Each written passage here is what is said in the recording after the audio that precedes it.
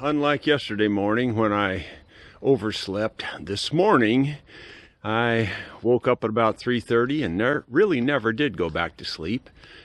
It's about 7:30-ish this morning now, and I'm out here getting ready to haul the four-wheeler, the new Kawasaki Mule, to the dealer so they can do their 50-hour service on it.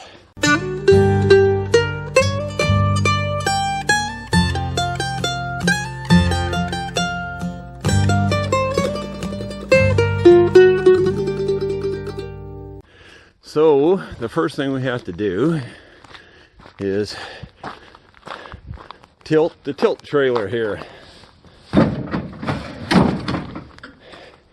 Consider that tilted. Just step on the back of it there. Of course, I had to undo the pin. Now we'll go up here and get the Kawasaki Mule out of the old, what we call the carriage house is what we call this, even though it's probably never was used as a carriage house. And while that may have never been called a carriage house, it houses my modern day carriage. And all I gotta do is put it in forward now, and we should go forward. Amazing. And let's see if we can drive it up on this thing one-handed. So what I gotta do is put it in low first, and how about four-wheel drive too? And the little symbol there says it's in four-wheel drive. So let's see if it is. And let's see if I can actually get this to go up on here without wrecking.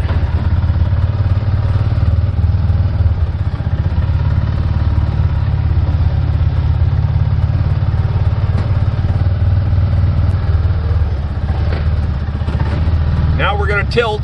There we go. We just tilted. Oh my goodness. All right. Well, we'll shut her down. And I'll put this key in my pocket because driving to the dealer, that could end up on the highway. You just never know. And now I have to make my way off of this trailer. And you can kind of see that it's bumped up against the front rail there. Now we'll have to strap her down real good, and I'll show you what the straps look like here in just a minute. One of the most important things about a trailer and pulling a load or hauling a load is making sure that your load is in front of your back wheels on your trailer. In this case, we only have one set of wheels, but you want to make sure that your load is in front of that. Otherwise, you'll get fishtailing going down, especially going down hills, but you could get fishtailing at any time. If your load is heavier behind the wheels, you got problems. So don't ever do that. Make sure your load is at least equal to your wheels or in front, and in front is better. Then, in addition, for your straps, if you twist your straps a little bit like that, just a small twist, they don't flap in the wind nearly as much. If you leave your straps completely straight, they will just flap and oscillate in the wind. You want to make sure everything's securely loaded, tightened down. I've got the park brake on, I've got my straps on, and everything is tied up real nice and secure. And we are ready to take off to town. We made it safe and sound to the dealer, and I'm about ready to unload this whole thing. I've already loosened the strap on the front, and you can see the straps on the back, because of that, have loosened up. So I got to get the straps off of here, and we'll get it off the trailer. I'm going to leave the trailer here while it's being serviced, by the way. Okay, so we're in the Mule and on the trailer still.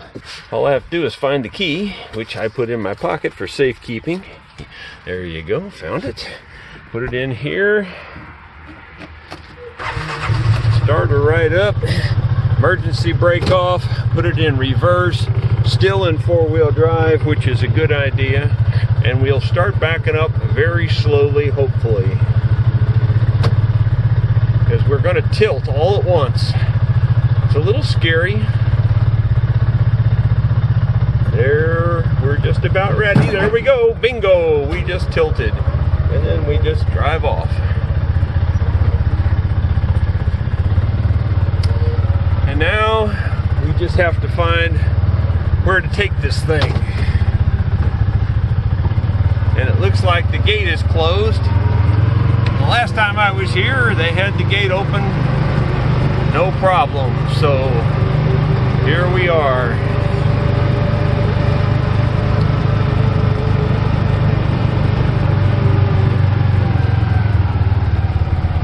I guess I'll have to make my own way. Well, it's time to get the frets out of this mandolin, and I'm not looking forward to it. You never know how they're going to come out. I thought I would try dry with just heat. I see other people doing that. I'm just going to try it. I just don't have much faith in that. Let's see if it will come out of there. I doubt it.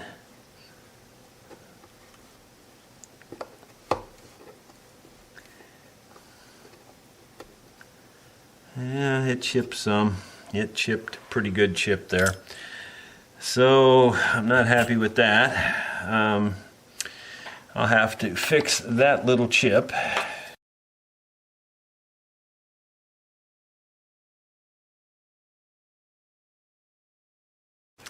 I pulled out two more with the water and the heat, and they've done better. They've done as good as you can do with this kind of thing.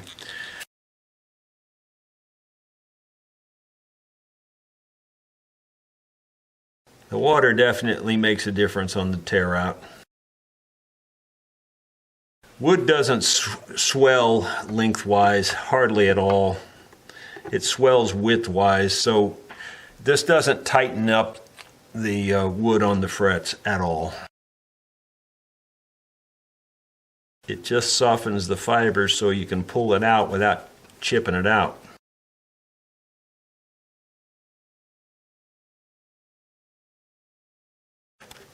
Okay, I've just made an executive decision. I'm not going to pull this last group of frets out. I'm only going to replace the ones up here. There's no wear on these frets back here to speak of, and I do have the same fret wire, the same size, so I see no point in messing with these back here. These are the hardest ones to put back into because you're driving out over this body area.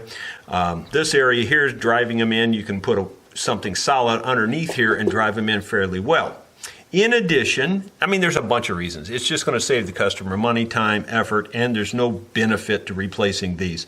But in addition, these have all been glued in, and the slots are full of glue, and I really feel like I've got to get the slots cleaned out, and that's just less slots to clean out also. So yeah, it's just a myriad of reasons.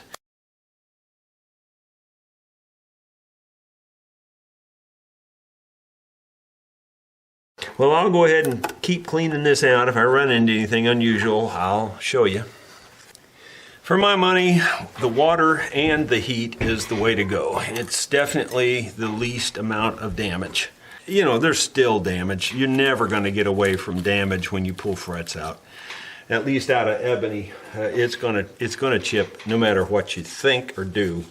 It's going to do some chipping. At least that's the norm anyway.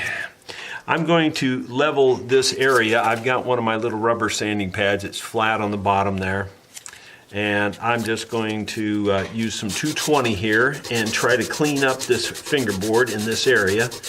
I've already cleaned out all the slots. They're going to get filled up again here, no question, but it should be an easy scrape out now, because I've got all the glue out of there and all the other junk.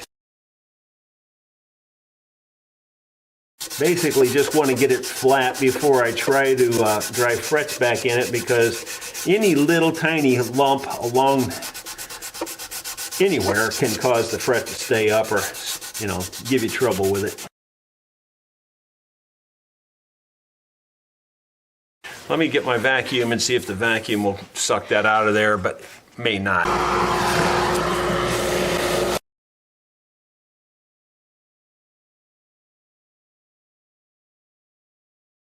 Well, thank goodness I put the patch back in that first fret. You cannot even see it at all. And all the rest of them have little tiny little chips, but they're so tiny that it's not going to make any difference, I don't think, once the fret's in there. Okay, I'll set up to put the frets back. First thing I do is I take a piece and I nip off the tang underneath the fret. There's a look at it before, and here's a look after. And I'll nip off a pretty good chunk there. It sometimes bends the end of the fret up a little bit. Now these frets are have not been radiused either. I typically like them radiused a little bit. They drive in a little better generally. I'm going to try it without the radius. It may be a mistake. Even though those didn't nip off the straightest I've ever seen, because this wire is so tiny, it kind of bends them a little bit. Let's see if I can straighten the end of the tang there just a little before I drive them down in there. I don't know if I can or not. They don't act like they want to cooperate. Yeah, it's not the easiest one I've ever done. Well, anyway, we'll give it a shot, and once we get the fret started down in there, like so, and it's trying to do anything it can to keep from going in the slot, mostly because we're on camera. I usually don't have any trouble with that, but my hands and things are not as coordinated as they've been with all the pain here. It's just difficult. You know, I don't know why that's not going in the slot, but it's trying to fight me.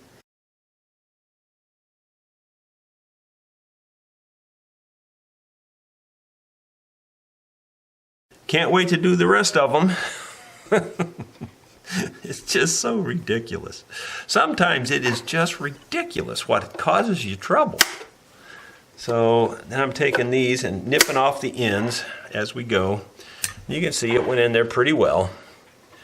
And as easy as that one went, I'll show you just one more and then I'll do the rest off camera. Oh my gosh. Maybe we're on a roll now. Maybe it'll get easier from this point forward.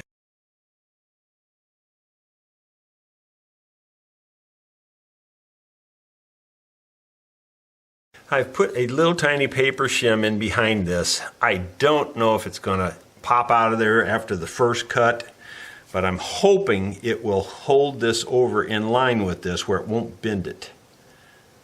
That's my hope. I don't know. Well, it improved it. There's no question it improved it. Is it perfect? Nope, but it's better. And better may have to do.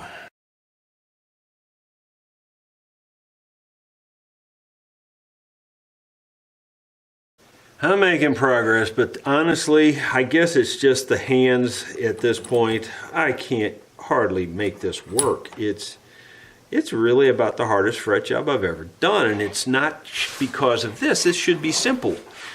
It's this tiny wire, the fact that nothing is cooperating. I mean, like, you know, you nip this off, and I've had to go into this little vise, and then refiling it after I nip it because it's just so crooked. And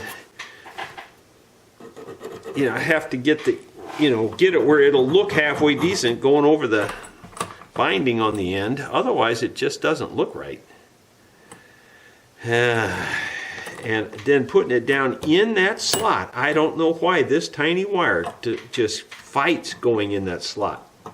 And when I say fights it, I'm not exaggerating. I mean, it's the hardest wire I've ever tried to get to go down in a slot. And it's not that the slot's too small or anything. It fits. It's just being a pain.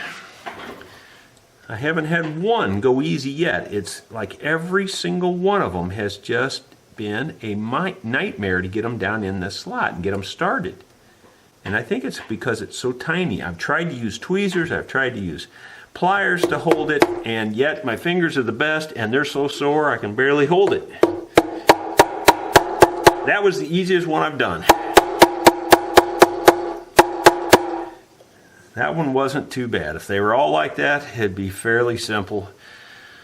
Oh my goodness. When I say it's not easy being me, I am not kidding.